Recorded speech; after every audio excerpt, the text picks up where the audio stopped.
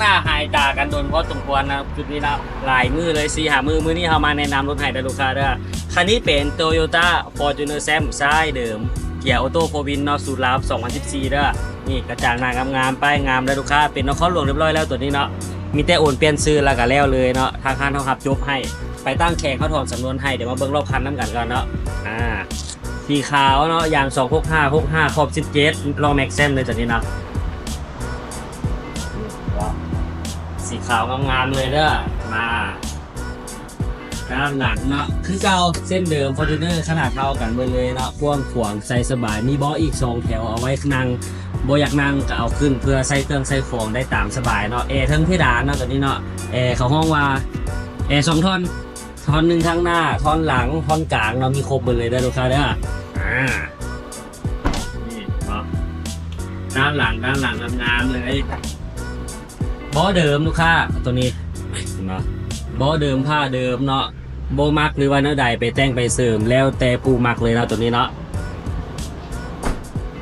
ด้านหน้าคือเก้าเส้นเดิมเนาะเป็นเบาะไฟฟ้าเด้อเป็นเบาะ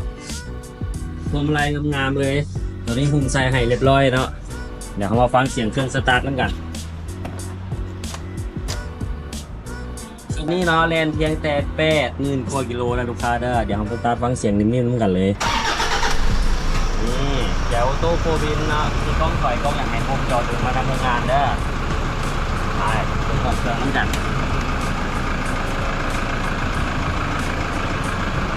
ไฟหน้าขาวๆสวยๆงามๆเลยตัวนี้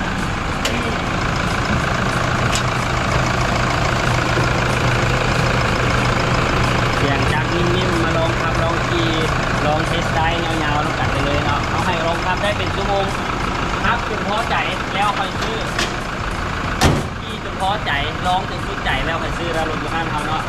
ใครสนใจเนาะลองเข้ามาเบิ่งเขาได้รถเขาตั้งอยู่บ้านหนองพญาเนาะใกล้ๆกับห้องหมอไม่ได้เด็กใกล้ๆกับต้นนาพัฒนาต้นนามินิบุรีเนาะแต่ว่าใครสนใจสามารถติดต่อสอบถามมาให้เดี๋ยวเอาแปะข้อมูลการติดต่อมาให้หรือว่า